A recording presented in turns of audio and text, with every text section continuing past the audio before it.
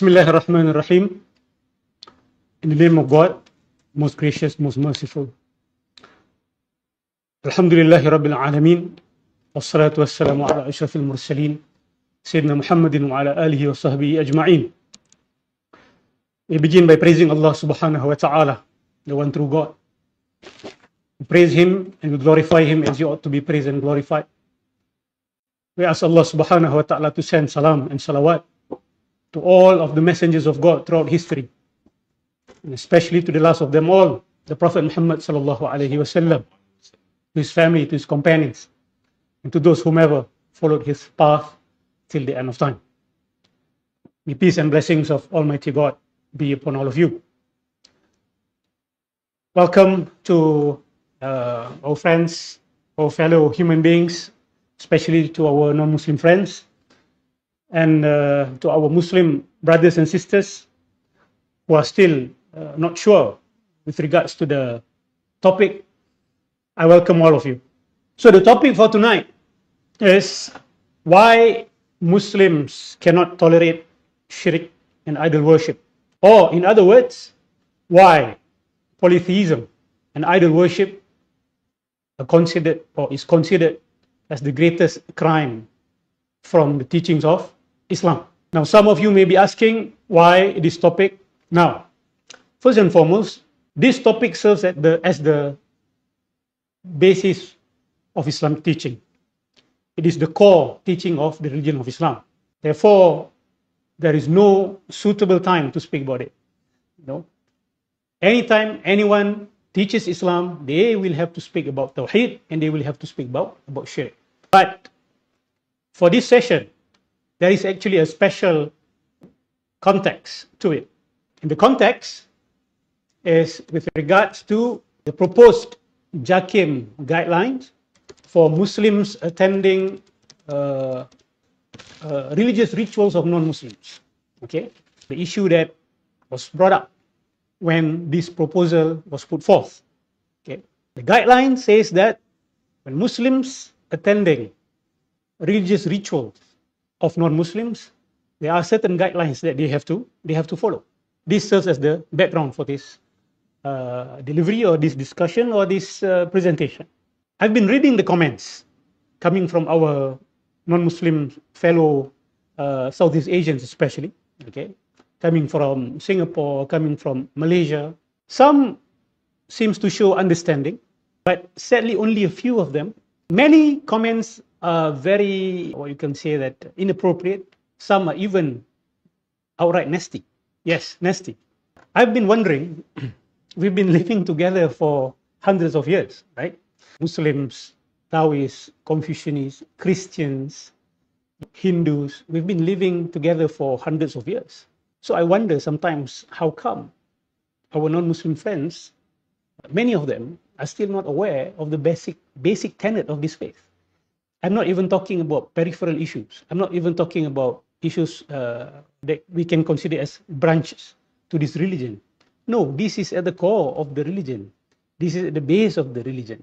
So I see the need for me to explain. And not only for me, it is upon the shoulders of the teachers, the religious teachers, the Islamic religious teachers, the asatizahs, especially the ulama, to explain the Islamic position on monotheism and its stance towards polytheism and idol worship. Now, before we go further, this presentation or this talk is directed to people who believe in God. As for atheists, that is for another discussion. But if you are interested to know about my position or what we have to say about atheism, and you can understand Malay, you can scroll through the videos by Sidang Kalam. You just type atheism, or you can type Anthony Flew.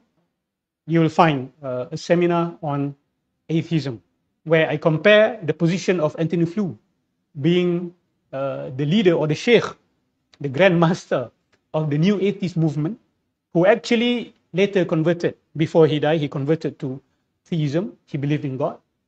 I compared his position with the position of the last Sheikh al-Islam of the Ottoman Empire, Sheikh Mustafa Sabri. So you can refer to that. So this presentation is directed to those people who believe in God. First and foremost, our non-Muslim friends who live in this region. And secondly, for people who claim to be Muslims, but show lack of respect to this basic tenet of this faith. Of course, we met Muslims who say, I'm a Muslim, but to them, shirk is like, it's just another belief system. It's just idol worship. It's just statues. It shouldn't harm your iman. These are small matters. Even though they did not say it in that way, but the way they respond to this issue tells a lot about how they view the importance of Tawheed and Shirk in this religion. So without further ado, let us jump straight to the core points. Number one, what is actually Shirk? What is polytheism? And what is idol worship? How do we define it in Islam? First and foremost, the word Shirk or Sharaka in Arabic means to associate or to share. That is the root meaning of the word. So when you commit Shirk to God, it means you are associating a partner to the one true God. To put it simply, you are saying that there are more than one God. There are more than one God. The being of God. There are many beings of God. Okay? This in Arabic we call it that. Shirk fi that. You are associating partners to God in terms of His being. Shirk also to attribute to Allah or to God, to the one true God, creaturely attributes or attributes belonging to creatures. Saying that God is weak or God does not know, God dies. This is also a form of shirk. This is shirk in attributes, shirk in sifat. That means you make Him share with His creations. You make Him share attributes with His creations. The third form is the other way around. You're giving divine attributes to His creations.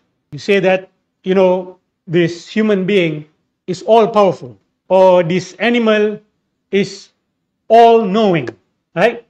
So you are making God share attributes with His creations.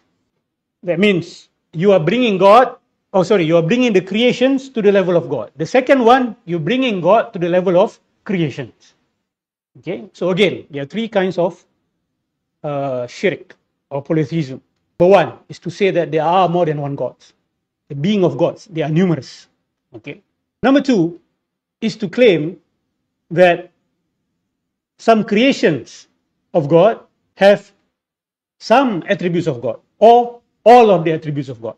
That means you are bringing creations to the level of the Creator.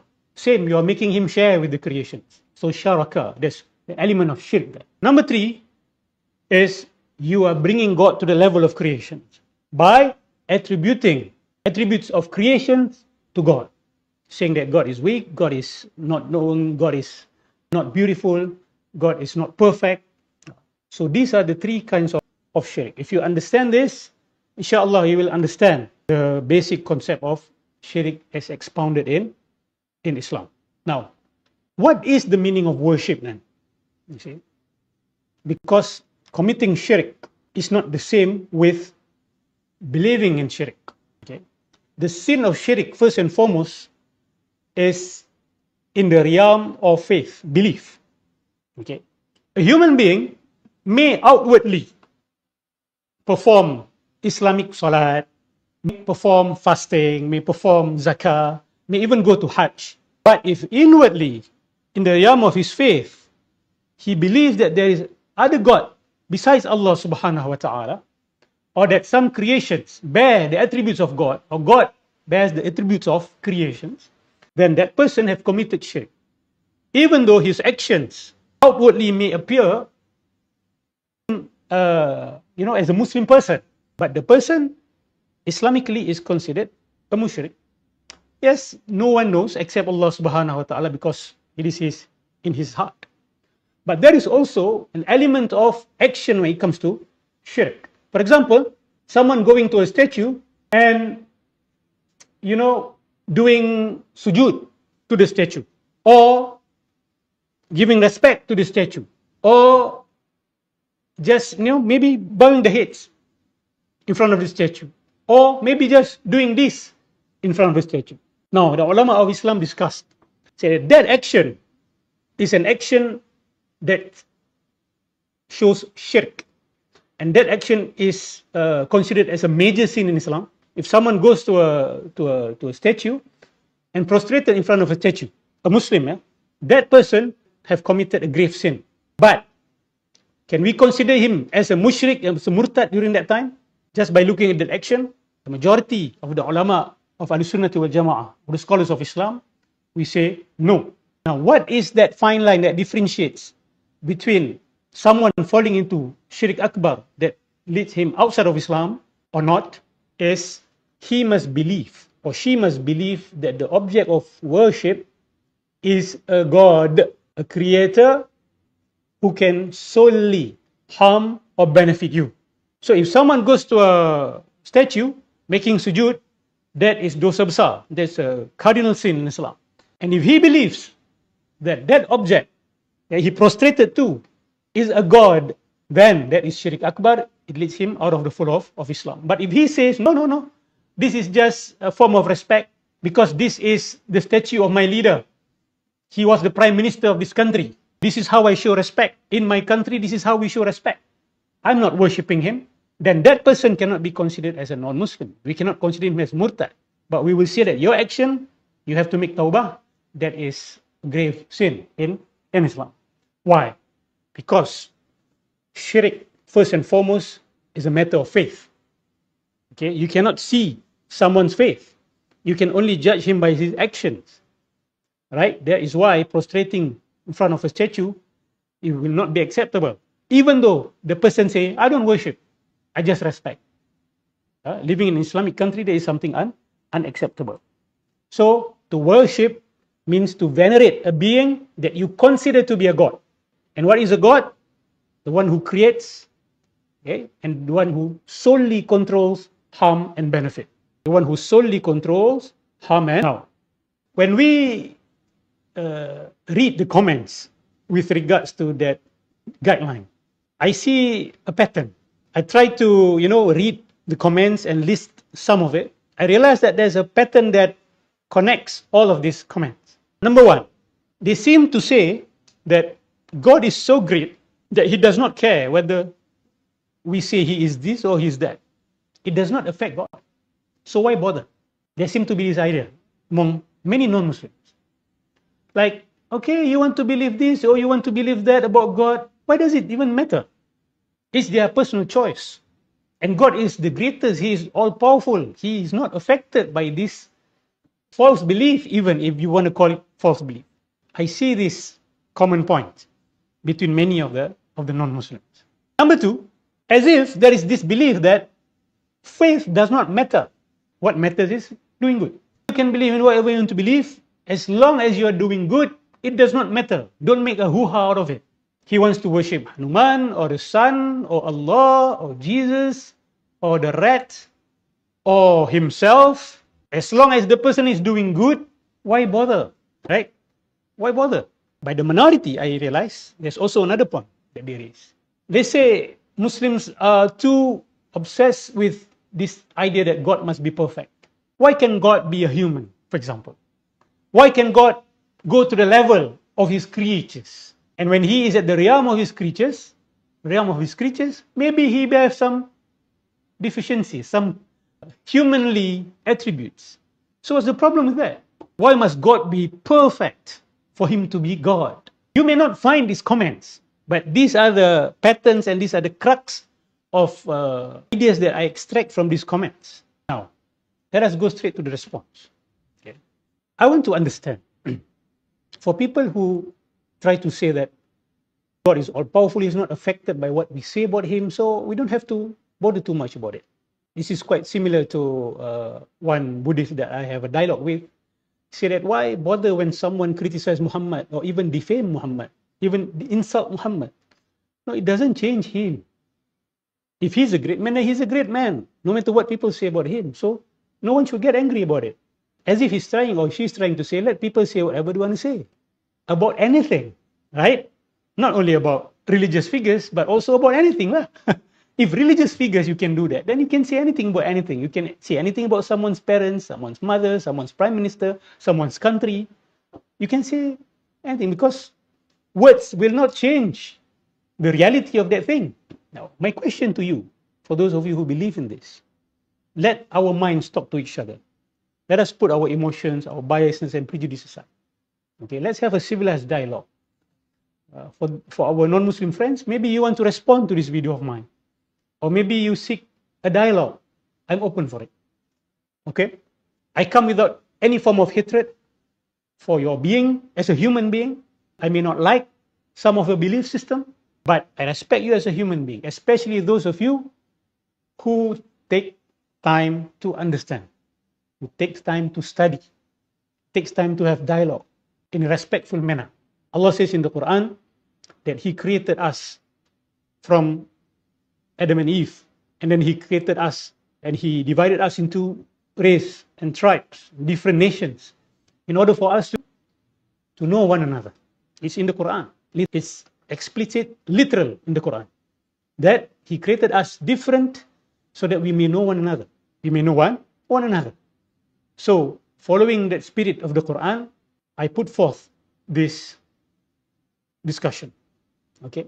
Now, if you believe in a real God, for example, if you believe in God, and this God is real, this God is one, does that mean human beings can say whatever they want about Him, and His identity does not matter at all? Maybe some people, when they say they have not thought through what they say. They have not think through about it. They just say, no, you can say whatever you want about God. If insulting or distorting the identity of God does not matter, then why is defamation or slander is considered illegal in all societies? If you can say that about God, then why is it illegal for us to say it to each other, right? So if you cannot accept defamation or insults towards fellow human beings, ask your heart. If you really love God, if you really believe that He is all-powerful and He is the most important thing in life, how can you tolerate? How can you say, it's fine, you can say anything you want about God? How can you allow defamation against God? Again, I'm talking to people who believe in God, right? Who love God, who make God the central being in their life, or the central concern of their life. This is my question. And if you believe in God, do you agree with me that if there is a God, then God must be the most important thing in our lives? If there is a God, right? It does not make sense that there is a God, the creator of everything, the one who manages everything, but we as human beings, as His creation, sidelines Him. It does not make sense, isn't it? And I believe people who are devoted to their religion, whether Christians, Hindu, you understand the centrality of God in not only human beings' life, but the whole existence. Now, we agree that whatever we say about God will not affect God. Allah even says that in the Quran, or in the whole universe conspire to harm God, He will not be harmed. And if the whole world or the whole existence conspire to benefit God, we will not be able to benefit Him. So this is a point of agreement between us, that we cannot harm God, we cannot even benefit God. All of this worship that we do will not benefit God in any way. So why this serious concern with regards to we should not defame God, we should not say things that is wrong about God? What's the problem? You cannot harm God. That is not the issue. No one is saying we should not harm God. Have you ever heard any Muslim saying, oh, stop hurting God? Have you ever heard any Muslim saying that? Like, don't insult Allah because Allah will be hurt. If any Muslim were to say that, it means that person is not a Muslim. You cannot be a Muslim believing that God can be harmed, or God, can be harmed in any way. So the issue is, these false claims against God mislead people. This is the issue. Our concern is not so much about whether God gets insulted or not, because He's beyond that. Allah subhanahu wa ta'ala. Yes, in the Quran, in the Sunnah, God says that He is angry. Even the universe is angry when the universe hears someone making shirkic, polytheistic statements. Even the universe gets angry. The heavens nearly breaks asunder when they hear someone attributing a son, an offspring, to God. Okay? But this anger of Allah subhanahu wa ta'ala, of God, of course you cannot equalize it, you cannot equate it with human anger. You know, we get angry most of the time without our own choices. It is a response, automatic response. But God, He can choose to be angry and He can choose not to be angry. And the anger of God shows His power. It does not mean He's affected with emotions. Okay, we have to understand this. For those of you who are used to Abrahamic scriptures, like the Torah, the Bible, the Quran, you can see that God uses figurative speech as a point of approximation so that human beings can somehow understand something about God, but not everything about God. Now, so the issue is about misleading people. When you are misrepresenting God, you will mislead the people. This is another issue that they also brought up. They will say, some of our non-Muslim friends will say, oh, you Muslims so weak, easily get misled, you know, easily get misled, easily get confused, right? Let people want to say about Allah, you have strong iman, you have strong faith. This is what our non-Muslim friends say. Okay. Now, I mean, this is maybe a fair argument that needs to be dealt with. But disappointingly, many Muslims responded with emotions and without knowledge. Okay. And I blame our fellow Muslims too. Why don't we take this as a point of dialogue, as a point of discussion? You know, people are being frank with how they perceive Islam. Then deal with it. Right? There's no point for us to show anger, especially for those of them who do not know. Right? But if you have evidence that these people know about Islam, they have studied about Islam deeply, and they still say such nonsense, and maybe you are warranted to be a little bit angry. But if you see ignorance, if you see that this comes from pure ignorance, then the first thing that we have to do is to deal with it, you know, rationally and with knowledge, with arguments, right?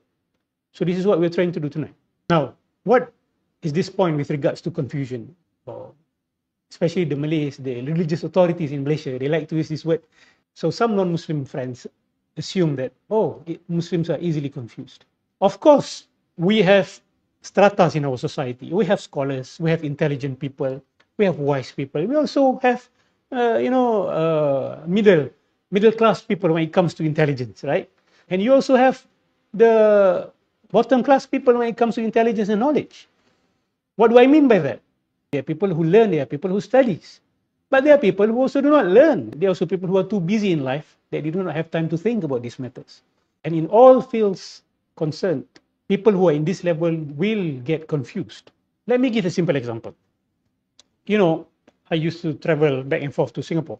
At the immigration, I sometimes, many times I see reminders by the government of Singapore telling people not to fall into love scams, not to fall into financial scams, right?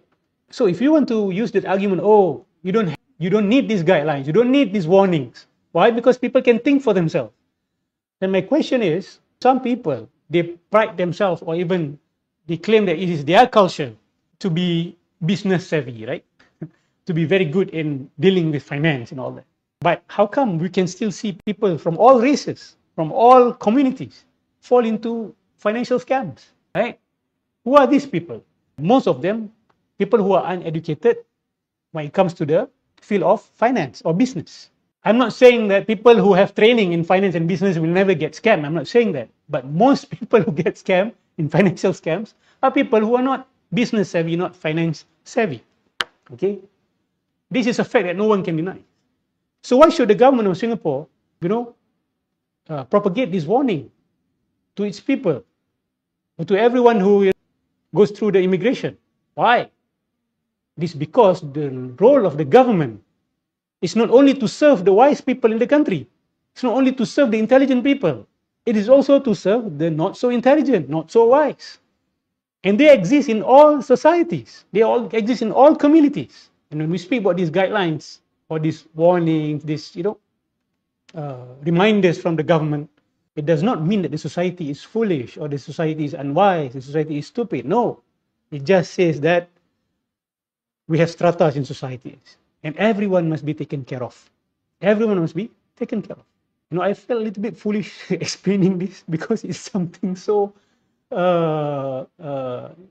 common sense, right? So commonsensical. If you are against guidelines, then you should go against all kinds of guidelines. If you're trying to say that, oh, religion do need guidelines, other things need guidelines, but religion do not need guidelines, then you have to explain to me why. Why religions do not need guidelines, but other things need guidelines? Oh, religion can do anyhow, like that. No, explain to me. Help me understand this. Religion can anyhow go. That means to you, religion is not important. But to us, religion is important, and we will explain to you why. It is not just cultural. It's not just us following blindly our forefathers. But we have evidence, we have arguments to put forth, to show to you that religion is not only important, but it is the most important thing in life.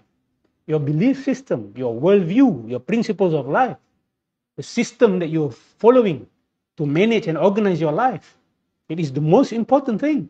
It is more important than money. It is more important than business. It is more important than culture. It is more important than race. Because that's what makes you. Now, the next point.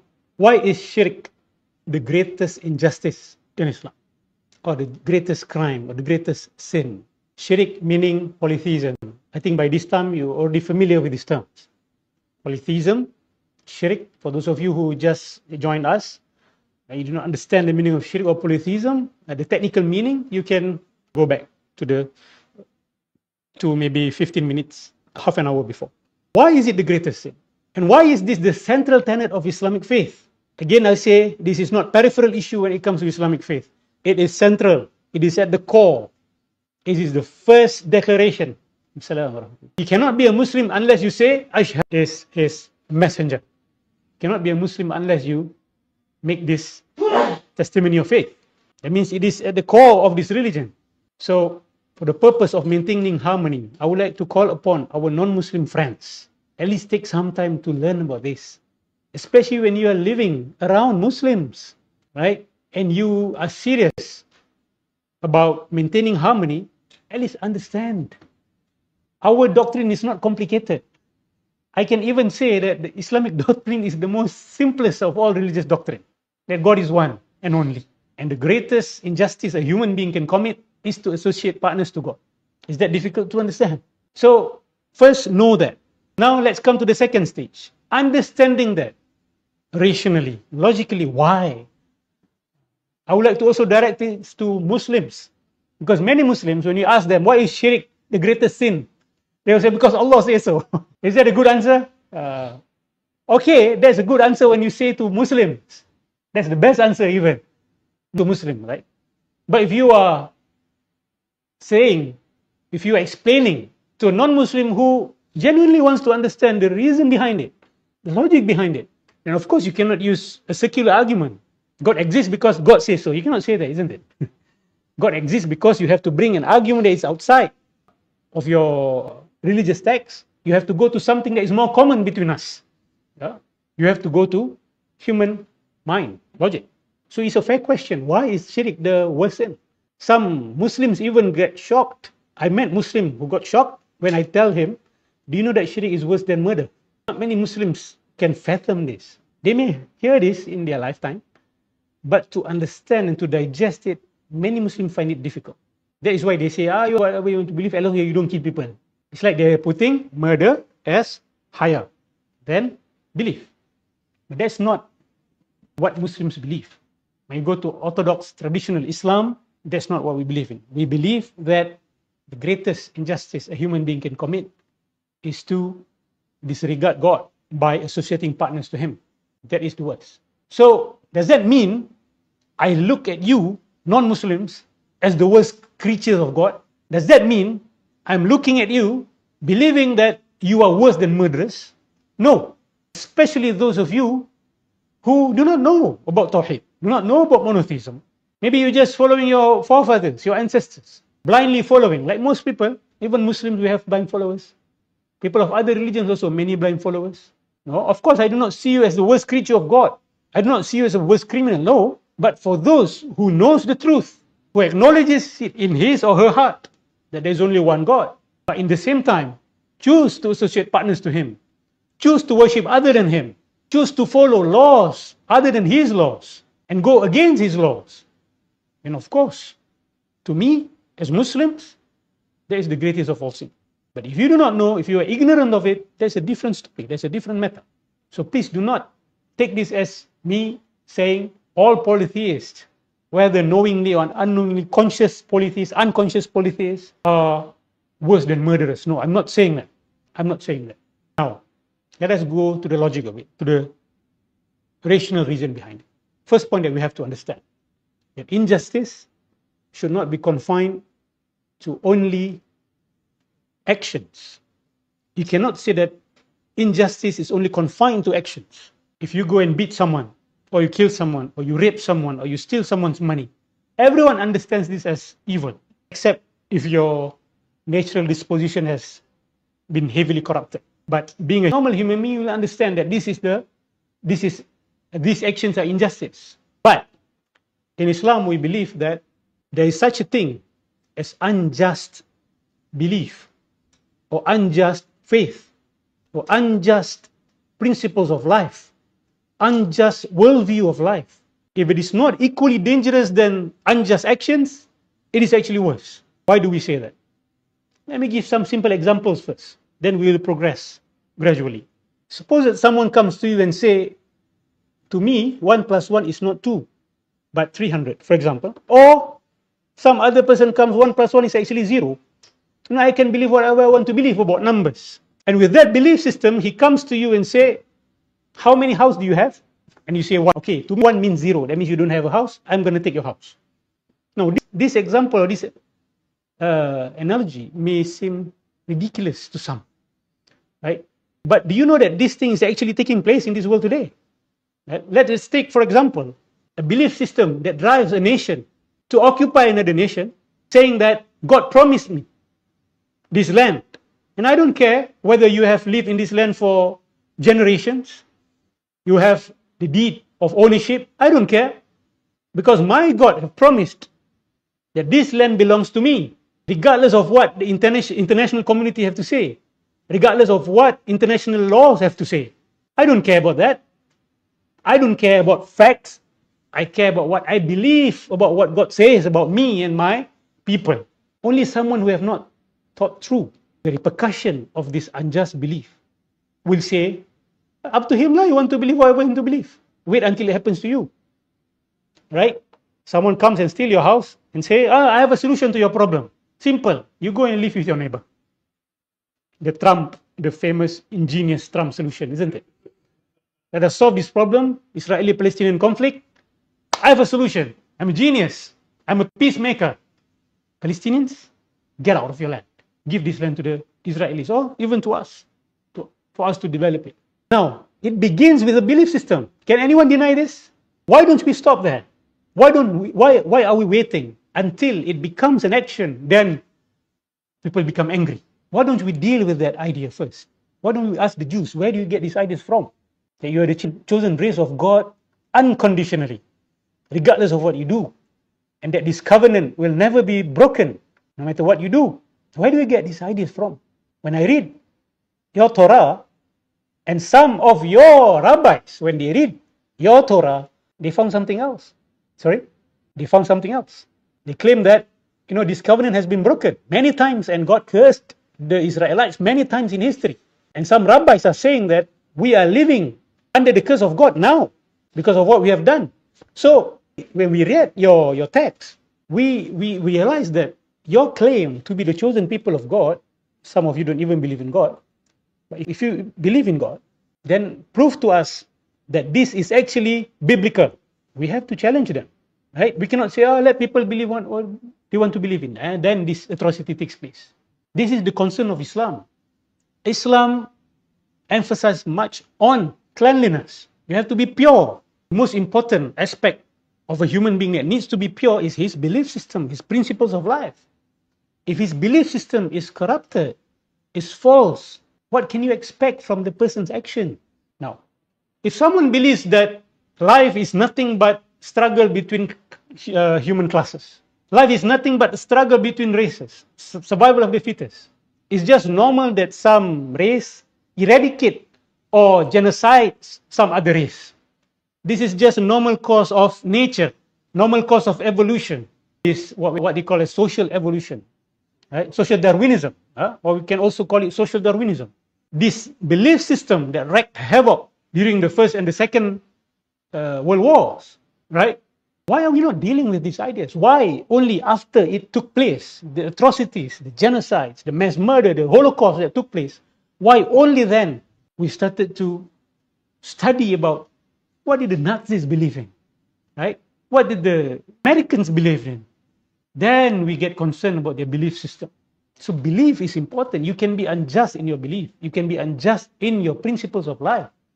So injustice is not only in action, but injustice can also happen in you.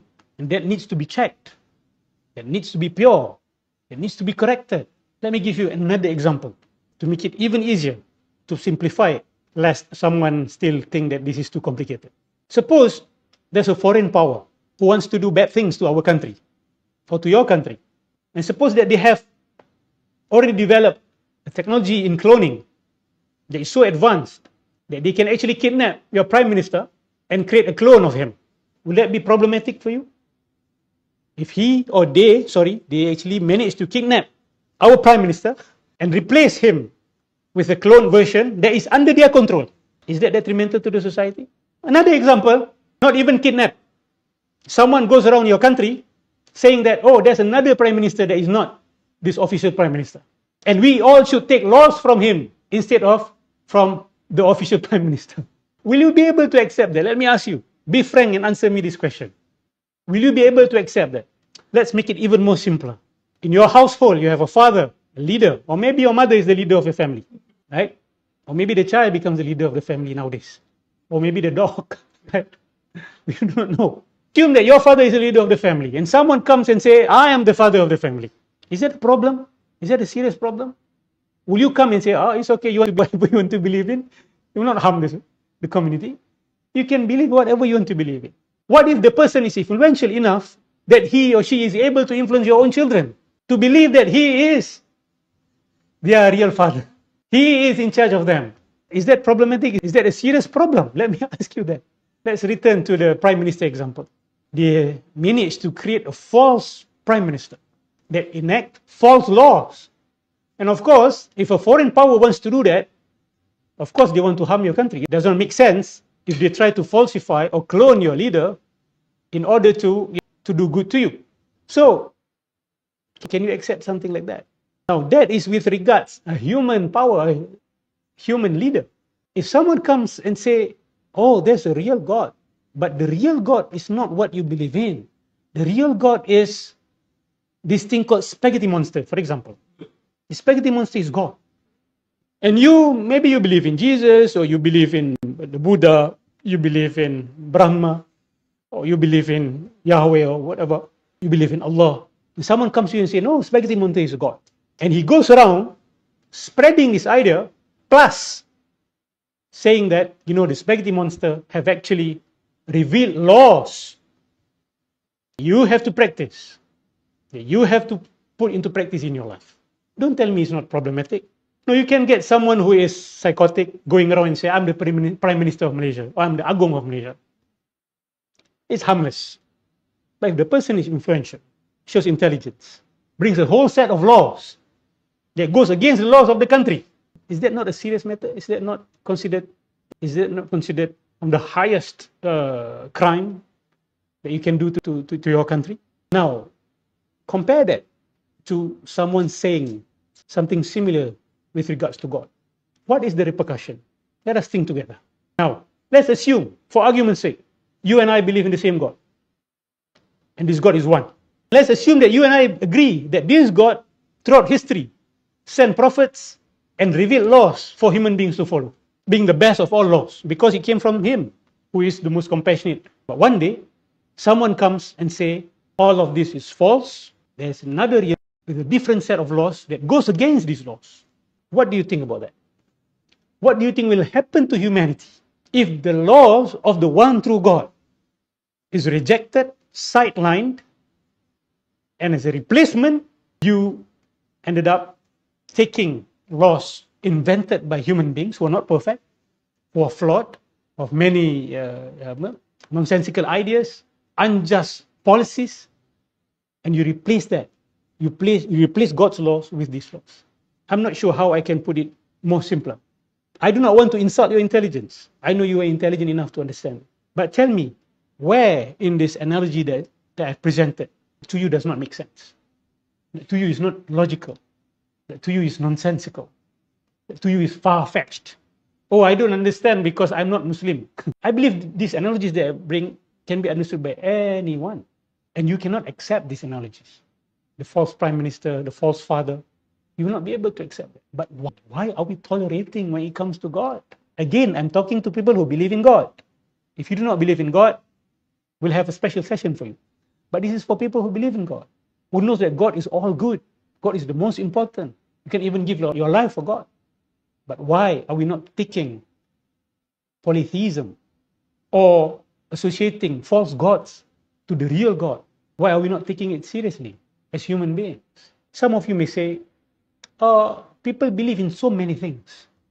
But still, the human civilization knows there are things that are considered as crimes. And it is agreed upon, regardless of what they believe about God. Still, there are certain criminal actions that are agreed upon by everyone. So, why bother? This comes back to the first issue. What's important is action, not belief. For argument's sake, let us agree to that first. Okay, belief not important. What is important is actions. For argument's sake, is it true that when human beings put aside the laws that comes from the one true God, they will not replace it with a law that is worse? Is that even true? Let me ask the traditional religious people, whether Christians, Jews, or Hindus. Let me ask you this question. In your books, it is clearly stated that murdering innocent lives is wrong. Adultery is wrong. Drinking intoxicants, taking intoxicants, if it is not totally haram, then to you is makruh. What is makruh? Makruh means it is disliked, not encouraged, at least lah. Because I understand there's some difference of opinions between you. That taking intoxicant is not good. Not even the country. So many countries in the world, they are battling this problem of drinking. It is not only detrimental to health, but also detrimental to family, institution, and many others. Is it not true that in your text, many of your texts, that charging interest is haram? Charging usury is not allowed in many of your texts, as our text.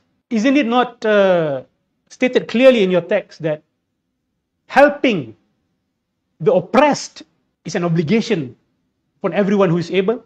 Isn't this not true? You can verify this from your own text. But see, when people do not take this text seriously, the scripture seriously, then you started to see religious people or people who claim to belong to certain religions, who have this clear-cut laws in their text, started to loosen themselves from it. Let us take, for example, the state of Israel. Again, the people of Israel claim to be the chosen people of God. Why? Because they took the covenant with God, the Abrahamic covenant. What is that covenant? What is the covenant of the Jews? The first covenant, that they worship only God and they do not associate partners to Him. And they do not take graven images as gods. This is the first covenant. Is the Israeli government doing this? Are they propagating monotheism around the world? They do not even respect that. It's clearly stated in the Torah that adultery is haram even for the Jews. Have you ever heard the Israeli government making a global campaign, let us fight against adultery? Oh, if they were to do that, they have my utmost respect. There's not even a single country in the world doing that. Whereas it is one of the most greatest, biggest, gravest injustice in our world today. Adultery. Out of wedlock, sex or fornication. They have produced so much injustice, abortion, single motherhood, so much suffering, absent fathers. So much suffering has been caused by adultery. But no countries in the world is campaigning against it. Israel should lead. Why? Because it is in their 10 commandments. What about usury? They may say, oh, we are not allowed to take usury from Jews, but we are allowed to take usury from Gentiles. Then I have a moral question to ask you. Why does your God allow you to do that?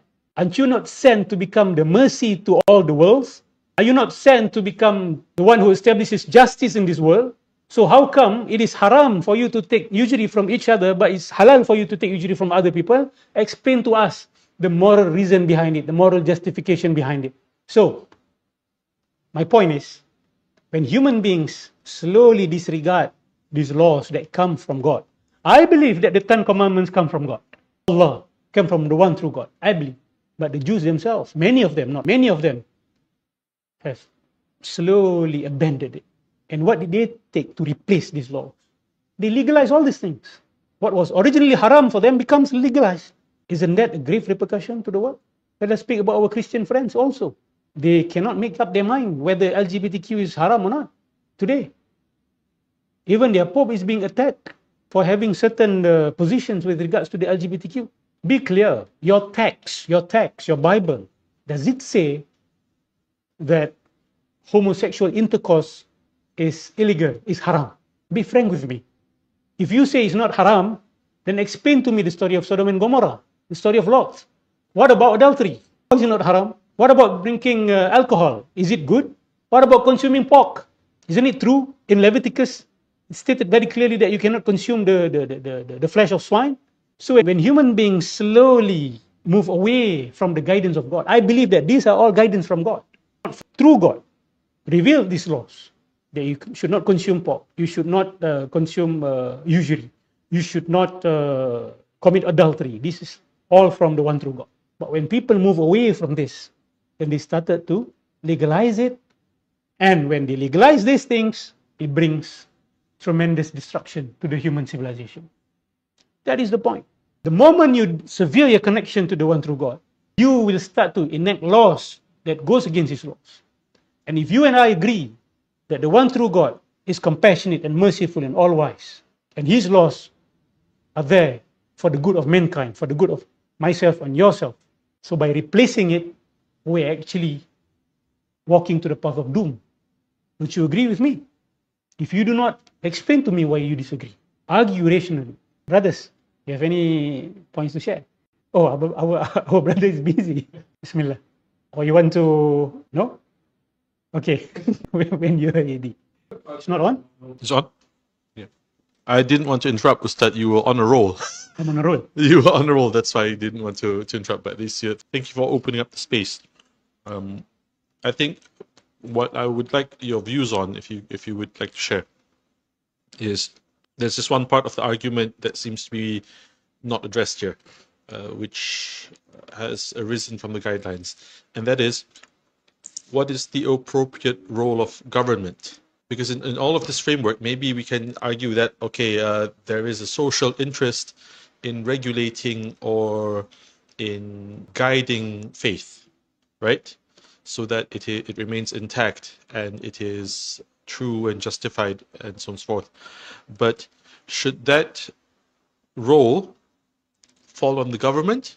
Sorry, again? Should that role of guiding faith, Okay, should that role fall on the government?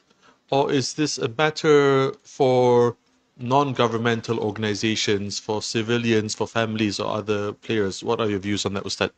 Okay, this comes to the Islamic political theory. Yeah? When it comes to the role of the government in managing religion and religiosity of Muslims. As the concept is, the role of the leader or the political power, the government, is hirasatuddin wa siyasatud dawlah. What is hirasatuddin? Managing and protecting religion and managing the country. There are these two things a leader must do. And it is from these two that the leader receives legitimacy to lead the Muslims. This is when we are speaking about an Islamic setting. I'm not talking about secular states. I'm talking about traditional Islamic jurisprudence. I'm talking about history here. So two roles, hirasatuddin wa siyasatud dawlah. Management of religion and management of the country. What does management of religion mean? It means that the role of the government is to ensure the security and the safety of its citizens, not only in this world, but also their safety and their salvation in the hereafter. This is it. This is why I believe many of our non-Muslim friends do not understand. They do not get this. He asks, why should the government meddle into religious affairs, people's private affairs? Because they believe that religion is something private. It has no political dimension or aspect to it. But no, that is not Islam. That is why it takes some time to learn Islam. Friends, take some time. At least read the Quran. You will realize that the Quran or Islam is a holistic way of life. The Muslims like to repeat this sentence or this label or this slogan. Islam is a complete way of life. What do we mean by that? It has guidance for every single aspect of human life. This is not an exaggeration in any sense. This is a factual statement. Ask anyone who have learned Islam. If you do not trust the Muslims, ask your non-Muslim friends who have studied Islam. Is it true that in Islam there's guidance for every single aspect of human life? Therefore, that is part of the government's role. An Islamic government is not an Islamic government if it does not care about the religiosity of its citizens. Come on, let us think together. As a parent, don't you want salvation to your children or for your children in the hereafter too? Or you are telling your children, no, I am only your mother in this world. I will only take care of your food and your drink, your health, your education, and that's all. I don't care whatever happens to you after you die. Is that how a parent should say to their children? I'm talking about religious parents. I'm not talking about people without religion. I'm not talking about agnostics. I'm talking about people of religion who believe that there's accountability after you die. Will you say that to your child? Will you tell your child, I'm just your mother in this world, therefore I don't care what happens to you in the hereafter? No.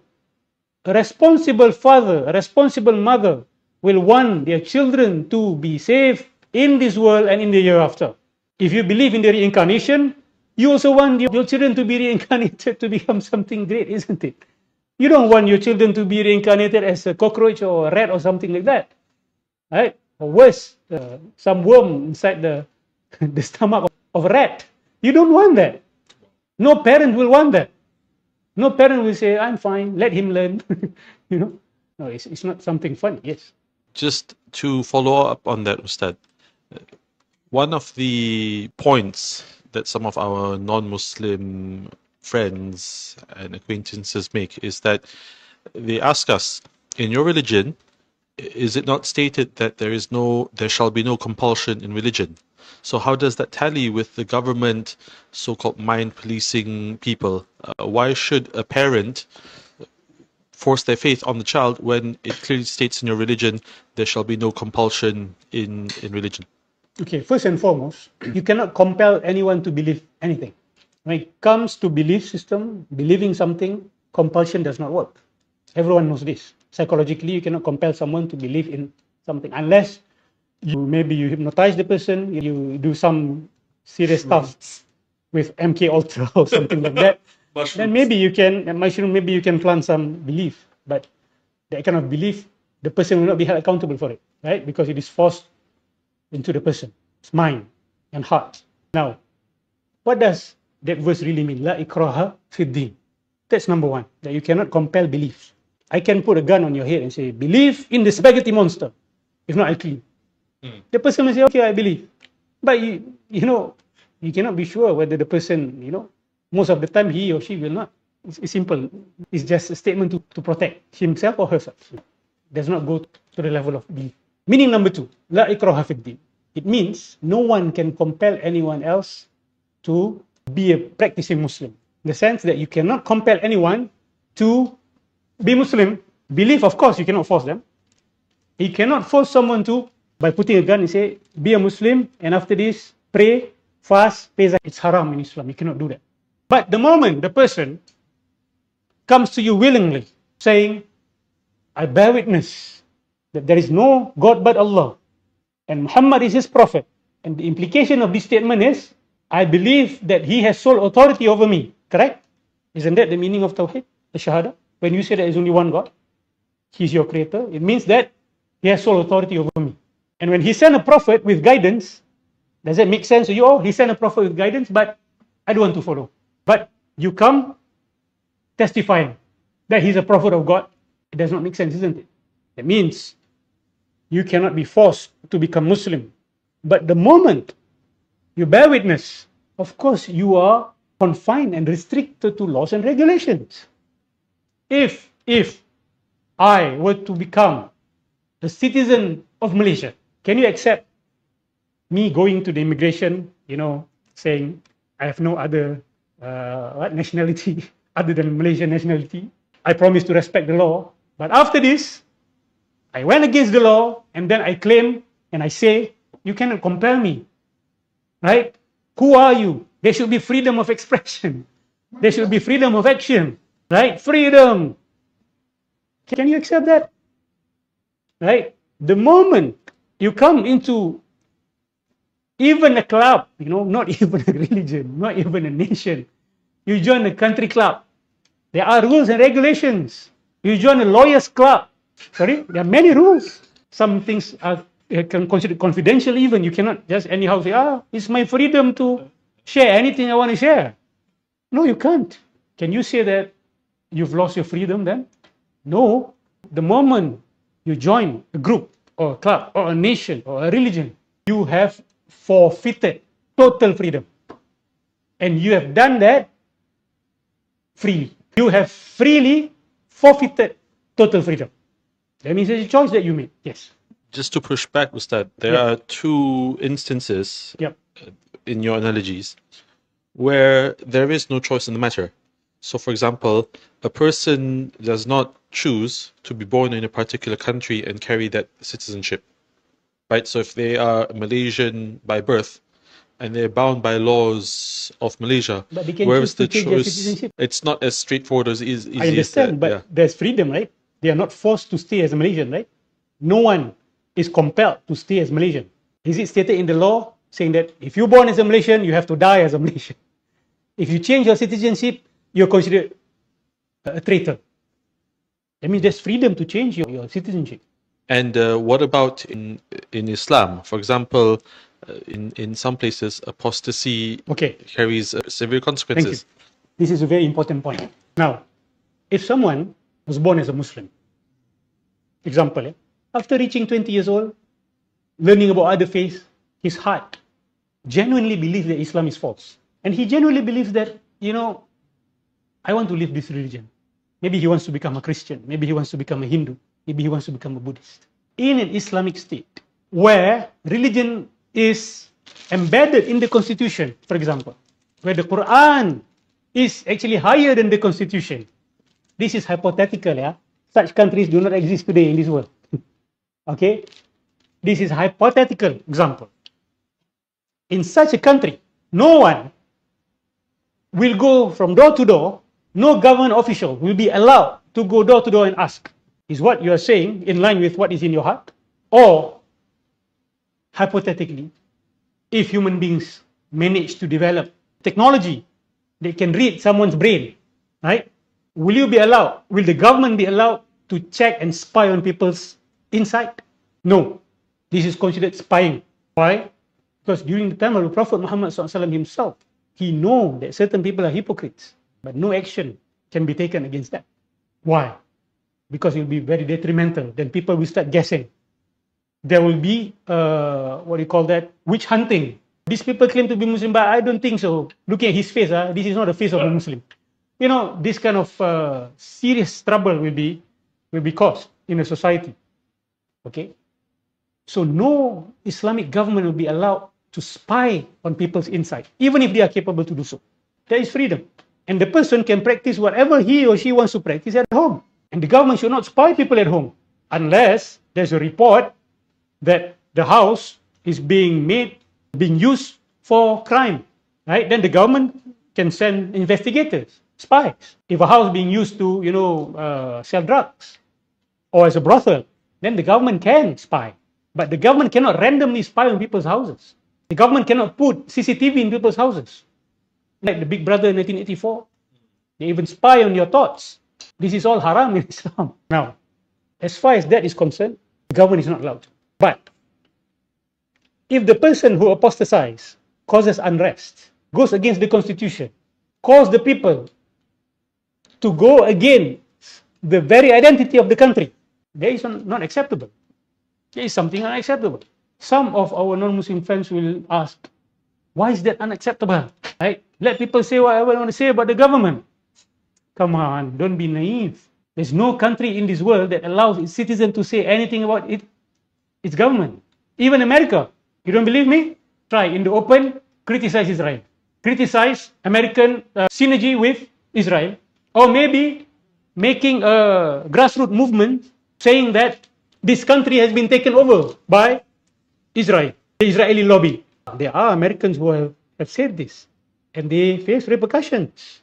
There are congressmen who spoke about this and they face repercussions. I can even tell you there are some Mossad, ex-Mossad officers who expose certain things about American alliance with Israel and they get cancelled. A simple example is Victor Ostrovsky, the author of By Way of Deception, the first book ever written by a Mossad officer who have been working for Mossad for decades. He wrote 2 books, By Way of Deception, 1991, and after that, 1994, if I'm not mistaken, The Other Side of Deception. These are 2 very important books for you to understand the conflict in the Middle East. And this man frankly said that many of the conflict in the Middle East being instigated by the Israeli government through false flag operation, through honey traps, through assassinations, through dirty means, because that is the motto of the Mossad, by way of deception. That is their slogan. I have heard about that, but I'm not sure. Maybe there are things that you cannot say. He himself also get cancelled. You see, as a Mossad officer, having the authority to say about his experience. So even in the United States of America, there are things that you cannot say. There are things that you cannot say. Everyone knows this. The CIA, the FBI, there are cases of kidnapping, there are cases of assassination. Even there are theories out there which tells that maybe JFK himself being assassinated not from outside party. I'm not the one who says this. You can refer to some of your scholars. There's this book entitled Letters of JFK. The author of that book made a bold claim saying that JFK was assassinated by the Mossad. Of course, working together with some of the, special branch in the United States of America. Now, so there are things that you cannot say in public. Why? Because it will challenge the status quo. It will challenge the constitution of the country. You cannot go around in America saying that let us establish Nazism, let us establish communism in America. Of course, there are people who are going around saying this, but they face consequences. Can you, for example, spread this text called the Protocols of the Elders of Zion? As a congressman, for example, quoting from that, isn't it the land of the free? You should be able to say anything they want, isn't it? No, of course not. You'll be labeled as anti-Semite. And when you are labeled as anti-Semite, it is a stain that cannot be washed in America. So don't tell me there are countries in the world today that you can say whatever you want without repercussion. Same goes with Islamic State. There's no such thing as Islamic State. I am with Wa'il Khalaf, his book, The Impossible State. We speak about history, the caliphate, for example. There is no such thing that you can do whatever you want. No, there are laws. And Islam sees apostasy, public apostasy, and calling people to apostasy is the most serious crime, punishable by death. Punishable by death. Let's look at China. Isn't it not true that in China, corruption, some form of corruption is punishable by death? Right? Some cases of corruption are punishable by death. Why? Because it destroys the country. Same. In Islamic Caliphate, people apostatizing and calling other people to apostatize demolishes the country, destroys the country at its very core. So if China can protect the identity of its country by punishing corruption by capital punishment, why can't Islam or Muslims preserve its identity, its core identity, and putting a red line there? So you are free to be Muslim. You are free to choose whatever religions you want. But the moment you come into a certain religion, you have to respect its laws. Now, if people of certain religion comes to you and say, oh, you can join my religion, and if you don't like it, you can go out of it. It's okay. You can treat it as a buffet, right? That means the person who says that do not actually believe in his own faith. A real, true Christian will not say something like that. Example, a true Jew will not say something like that. A priest or a monk who takes his religion seriously will not say, oh, come to Christianity. If you don't like it, then you can leave it, no problem. Take whatever you like. Leave whatever you don't like. A true, real, for example, an Orthodox Christian, priest, a monk, oh, they will never say something like that. Because these are the people who dedicated their life for the religion. I'm not asking about people who just, dip themselves into religions, like deep and deep, deep here, deep there. No, no, no. These people's words doesn't mean much. Look at those people who practice and learn and study the religion seriously. Take their words. Not only those who study seriously, but take it seriously. There are people who study religion seriously, but they never take religion seriously. They are not authority because they do not know what they're talking about. It's just in theory. People who learn and practice, these are the authorities. You want to ask about Buddhism? Ask about Buddhists who learn about Buddhism and practices Buddhism. You want to learn about Islam? You learn from Muslims who studies Islam and practices Islam. You want to understand about Christianity? Study from Christians who studies Christianity seriously and practices Christianity seriously. That is respect. That is respecting other religions, not just by asking any Tom, Dick, and Harry, what is Islam? Huh? You ask any Mina or any Dole, and these people, they do not practice Islam, they don't learn Islam, and then you take Islam for it. That is unharmonious. Again, I would like to come back to the point. Why do we take beliefs lightly? Whereas belief acts as the seed. Isn't it not the seed for actions? If we take the action seriously, why are we not taking the seed seriously? So belief system is very important. This is a call that I make to all human beings that listens to this video. Take belief system seriously. Take some time to ask yourself, why am I believing in this? A, B, C, D. Where do I get these ideas from? Have I actually filtered it? Have I actually checked it, tested it? Or I just follow it blindly? Many Muslims also do it. And many non-Muslims also do it. Is that an honorable thing to do? Let's speak as a human being, right? Is it an honorable thing to do? To believe in something without checking, just following? Isn't that something contrary to what being educated means, being civilized means? A civilized human being is someone who, first and foremost, he checks and he filters his principles of life, his belief system. Right? He do not just anyhow pick and choose. Oh, I want to believe this. Oh, tomorrow I will believe something else. The next day I will believe something else. Some of you may say, no, I'm not like that. I hold to my principles strongly. That may sound respectable. But if you hold on to that principle without taking time to check on that principle, the source of it and its veracity, then it's not something respectable. Unless you come to me and say, or unless you tell me, I've taken time, I've made my studies, and I've asked God to guide me sincerely. I do not just blindly follow my parents, my culture, my people, my race, skin color. No, I check, I explore. And this is where my heart finds rest. Then I respect you for that. But most of us do not do that. Can we acknowledge that? That's what the Quran says. The Quran says, if you follow majority of human beings on this earth, they will lead you astray. Why? Because most people make decisions based on assumptions and conjecture. This is a verse that I repeated many times in my sessions.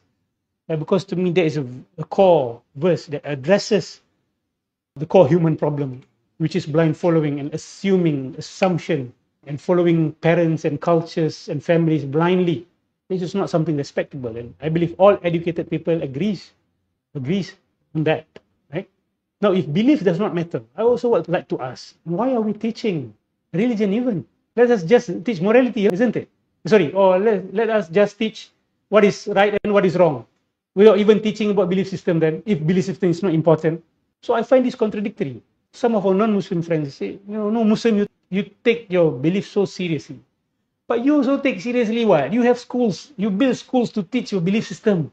You have Christian schools, Buddhist schools. Are these not important? If belief system is not important, then we don't need to build any religious schools. Let us build moral schools, right?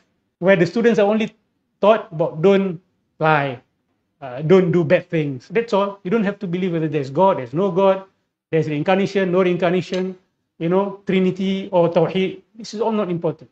If we think through on these matters, we will all agree that belief system is very, very important. Another thing, belief system is matter of the heart. Why is it taken so seriously in Islam? Another point that I want to explain here is this. In Islam, we consider faith as an action. Is faith an action? Or it happens to you? Unconsciously, automatically, without your choice. Indoctrination is something else, but faith and belief is something else.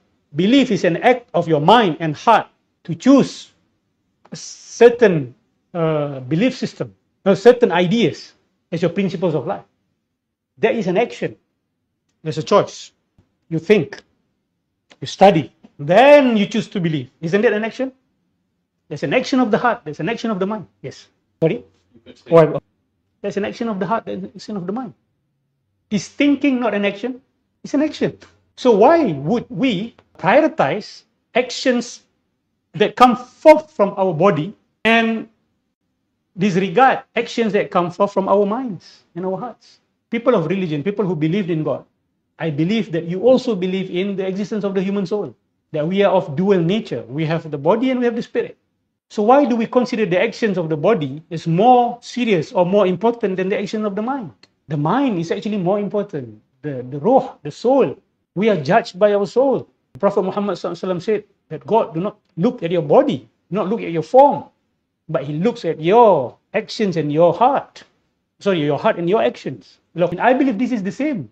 I heard many religious people from many religions saying, what is important is that you are a good person, they will say. Right? It's good. That means they understand this concept that what is important is your heart, your spirit is in a good state. So belief is an action of the human spirit, of the human soul. And this action must be taken seriously. People ask, but actions of the body have consequences, right? But why are we saying that actions of the soul do not have consequences? I don't understand. The consequences are clear. Before you do anything, you think about it, isn't it? You desire it. There is an act of the soul. There's the act of the mind. There are repercussions to it. There are consequences to it. I really find it hard to understand how can people disregard the importance of belief as if it's just a choice, just the color of the shirt that you're wearing today. Oh, whether it's green or yellow, it's black, it doesn't matter. Are we seriously saying that, right? I find it very hard to understand. Now,